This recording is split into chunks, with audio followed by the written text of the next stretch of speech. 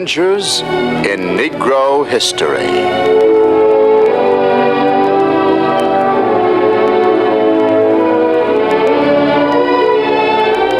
We are the voices of the black man's past. We echo his feelings and his memories we hold fast.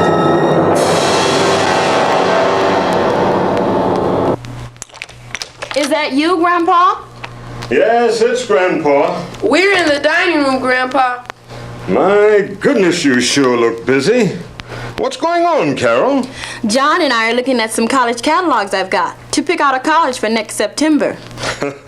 It's kind of hard to believe. It seems like just yesterday that you were getting ready for high school. Grandpa, Carol has catalogs from Howard, Fisk, the University of Michigan, Talladega, and Hampton. Well, I'm very happy for you, Carol, and I know that you will make us all proud. Grandpa, did you go to college? No, son, I didn't have much regular schooling. I just went to the College of Hard Knocks. I was lucky. Things turned out pretty good for us. What do you mean, Grandpa? It's a long story. It's not just my story. It belongs to all of the black people in this country who've tried to get an education. Grandpa, I remember you told me a lot about it a long time ago. Won't you please tell John some of the things you told me? He hasn't learned about it in school yet. John, the black people's struggle for decent opportunity in this country is tied up so tightly with education until you can't separate them. It all started when we were brought here as slaves from Africa.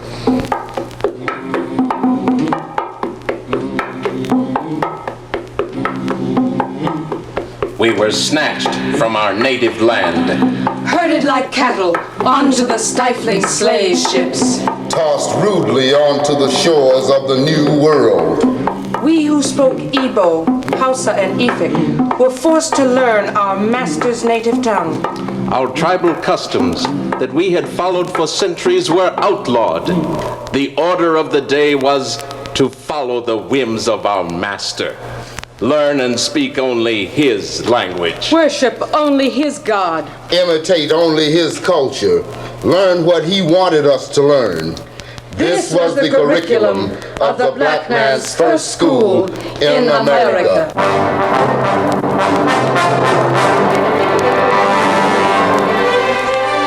During the early days of slavery in America, Negroes were educated or trained for whatever work their master wanted done.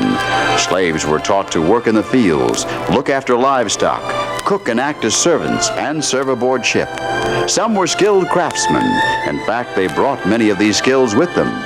There was no school for them, but many did learn on their own to read and write. Some of these slaves escaped.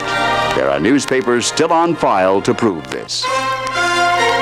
The American Weekly Mercury, July 11, 1723. Ran away from Chester County a Negro man named William, aged about 30 years. He speaks very good English and reads and writes. A reward is offered to anyone who can report him. The Pennsylvania Gazette, September 11th, 1740. Ran away from East New Jersey a Negro man named Simon, a well-set fellow around the age of 40. Reads, writes, speaks good English, can bleed and draw teeth. A reward of £3 is offered to anyone who can find this man. The New York Gazette, July 18, 1748. Ran away from his master, a Negro manservant called Robin, about 28 years old.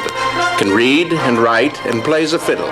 A reward of £10 and all reasonable charges will be paid for his return to the custody. Grandpa, when did black people start going to school in America? Weren't our first schools started by the churches? That's right. For example, one religious man named Elias New founded a school in New York City back in 1704. Elias New taught slaves how to read and write along with their 10 Commandments and other religious studies. The slaves were eager to learn, but in 1712 there was a slave revolt in New York City, and many masters blamed New for it, saying that a slave who learns to read and write will become unhappy being a slave. But the royal governor made it possible for Mr. New's school to continue. And the slaves from New's school would take it upon themselves to teach other slaves. Grandpa, why did the churches try to teach the slaves? Our country was set up partly for religious reasons. The Puritans believed you had to be able to read God's law, or else you would fall. You would fall from grace. Many masters in the colonies did not mind giving their slaves religious training, especially after the Bishop of London, England, said that Christianity did not make a slave free. Of course, many masters claimed that Negroes just couldn't learn. But a Quaker schoolmaster in Philadelphia, named Anthony Benezet, argued that they could learn. Here's what he said. I am bold to assert that the notion entertained by some that the blacks are inferior in their capacities is a vulgar prejudice, founded on the pride or ignorance of their lordly masters, who have kept their slaves at such a distance as to be unable to form a right judgment of them. Back in 1770, there were slaves and freemen who were writers, such as Jupiter Hayman, one of America's first black poets, and Phyllis Wheatley, the poetess who glorified General George Washington. There was even a Negro doctor named James Durham. During the Revolutionary War, the battlefield was my classroom. My master was a surgeon in the British Army. And I, James Durham, assisted him in his medical duties, and he taught me much about the art of healing. As a boy, I had been taught to compound medicines. And after the war, I was sold to another doctor in New Orleans. And I eventually earned enough money to buy my freedom. Within several years, I had a thriving medical practice in New Orleans. My patients were both white and black. On April 19th, 1775, when citizen soldiers at Lexington and Concord fired the shot heard around the world, Black men were there. They heard the cries for freedom ring the air. They believed that through gallant deeds they could be free. A few found semi-freedom. but the majority of their brethren did not. Freedom and its blessings passed them by. Prince Hall, a free Negro, veteran of the Revolutionary War and founder of the Negro Masonic Order, reminded the young nation of its debts to black people. In 1788, he spoke out for equal educational opportunities for the black children of Boston. To the Honorable Senate and House of Representatives of the Commonwealth of Massachusetts, we, your petitioners, black and free men of this Commonwealth, do beseech that our children should also enjoy the privileges of free men and be able to attend the free school in the town of Boston. We have not been backward in the payment of our taxes. Therefore, we pray that our offsprings in this land of gospel light be able to enjoy its benefits, which they are denied now for no other reason than that they are black. But the government of Massachusetts offered black children only segregated classrooms. Many black parents refused to have their children thus set aside. Prince Hall then established a school for colored children in his own home. And Paul Cuffey, America's first black sea captain and capitalist, built a school on his farm in Westport, Massachusetts around 1797 so that all of the children in the district would have a free school to attend. Cuffey was vitally interested in education, both in the United States and in Africa. He helped find teachers to teach in Sierra Leone, and he paid part of their salaries. Grandpa, were there any Afro-American organizations that tried to help during this time? Yes, Carol. According to some of the books that I've read, there were the Free African Societies. These mutual aid societies were located in Boston, New York City, and Philadelphia. The one in Philadelphia was founded in 1787. It was one of the earliest and most effective organizations of its kind. Its main purpose was to improve the condition of free Negroes in Philadelphia and to aid them in any way possible. Two of the guiding lights of this movement were Reverend Richard Allen and Reverend Absalom Jones. Reverend Jones, our society is making some important contributions to our people in Philadelphia. we've been able to find colored teachers for the schools at both of our churches. You're right, Reverend Allen. We are making progress. But it's not enough. We must work even harder. We must secure enough money to continue to educate the children of our deceased members and to see that they get apprenticed to suitable trades. Our children must be educated. And then there were black organizations like the Augustine Society, a group of black people who banded together to establish a school for young Negroes in Philadelphia around 1818. For training craftsmen and for general education, there was a similar society in New York City around 1827 called the African Society for Mutual Relief. Its president, William Hamilton, urged black youths to seek meaningful education. Now that slavery has finally been abolished in New York State, the time has come for black people to take advantage of their opportunities. In order to do this, you must improve your minds and study science, and above all, be sure to measure your accomplishments by the same standards as white people. Grandpa, weren't there abolitionist societies doing something about education too? Yes, there were, but they were not called abolitionist societies at this point in time. They were called manumission societies, and societies for improvement of the free blacks. What's a manumission society? They were organizations that worked for Negro freedom. The group in Pennsylvania was called the Pennsylvania Society for Promoting the Abolition of Slavery, the relief of free Negroes unlawfully held in bondage, and improving the general condition of the African race. Wow! That's a long title, but it certainly tells what they were trying to do. Benjamin Franklin was the first president of that long-named Philadelphia organization. There were manumission societies in most of the states north of Maryland. The New York City Society was able to get the city and the state to finance the New York City Free African Schools. Each society did quite a bit to help educate free Negroes. Most of them were founded just after the Revolutionary War. There were other white humanitarians who set up schools for black people in Washington, Baltimore, Alexandria, Richmond, Norfolk, Nashville, and Knoxville. But back in the 1820s, things weren't going this way all over. In the South, there were laws that prohibited teaching slaves to read and write. Free Negroes could learn to read and write, but not slaves. Even in some northern states, children, like Michigan, Ohio, Illinois, and Indiana, state laws prohibited Negro children from attending school. Not even if they paid taxes? That's right. You see, John, the education of Negro children has always required a determined effort on our own part. For most of our history, it has been the black man's burden. For instance, in the free African schools of New York City, most of the teachers were black.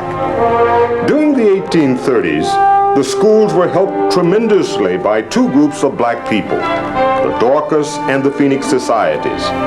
The women of the Dorcas Society made clothing for the poorer children to wear to school, and the Phoenix Society members served as attendance agents and social workers. Wow, that was real community involvement. Washington, D.C. is another example. In 1807, three former slaves, George Bell, Nicholas Franklin, and Moses Liverpool, bought some land and built the first school for Negroes in Washington. Although they themselves could not read or write, they did appreciate the value of an education. Two other black men, Henry Smothers and John Prout, established Columbia Institute around 1823. And during the 1830s, John F. Cook and Louisa Park Costin operated schools in Washington. There was the Colored Female Roman Catholic Beneficial Society that was founded in 1828. It played an important part. And there was Maria Beecraft. My name is Maria Beecraft. In 1820, at the age of 15, I opened a girls' school for members of my race on Dumbarton Street in Washington, D.C. I watched many a young girl grow from an awkward duckling into a graceful swan. In August August of 1831, I turned my school over to one of my former students, and I moved on to other service. I joined the Order of the Sisters of Providence in Baltimore, which was a teaching order of black nuns.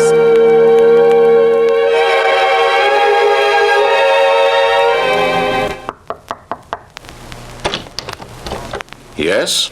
Are you John Chavis, the schoolmaster? Yes, I am. Won't you come in? Thank you.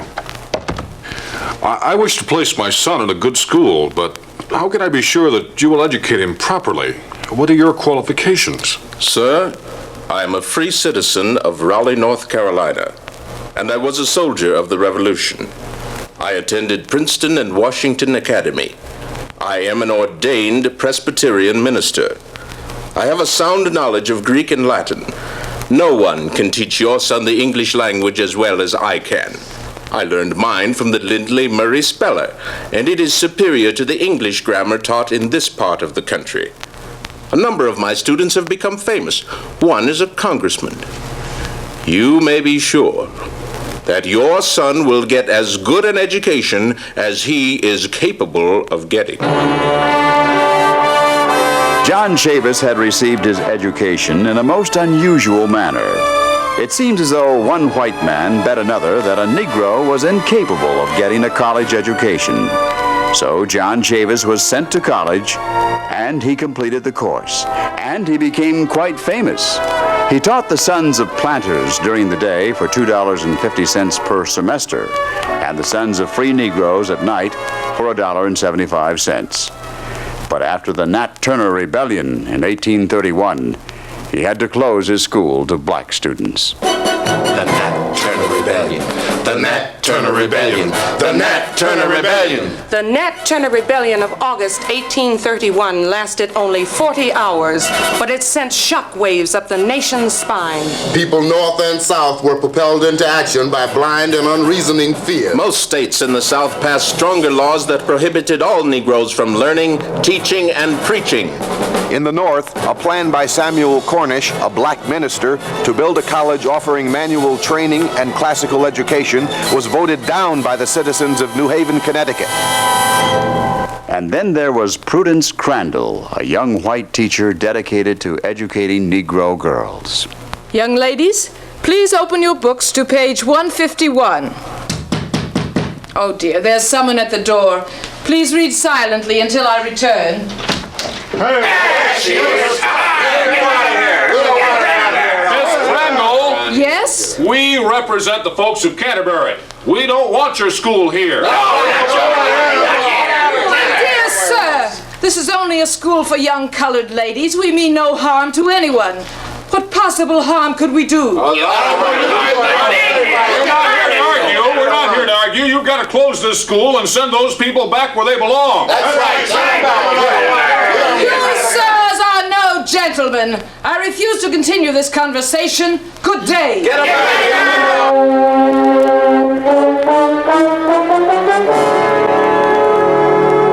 Prudence Crandall fought valiantly, but she could not win. Stores refused to sell her supplies. The doctor refused to treat her students. Her students were insulted on the streets. She was even put in jail. Finally, she left the state of Connecticut. Wasn't there something like this in Canaan, New Hampshire? Yes, the Noyes Academy in Canaan, New Hampshire accepted several black students. But fearing all kinds of imaginary evils, the good people of Canaan dragged the school building into a swamp with a team of 100 oxen. Boy, our folks have certainly had a lot of obstacles in getting an education.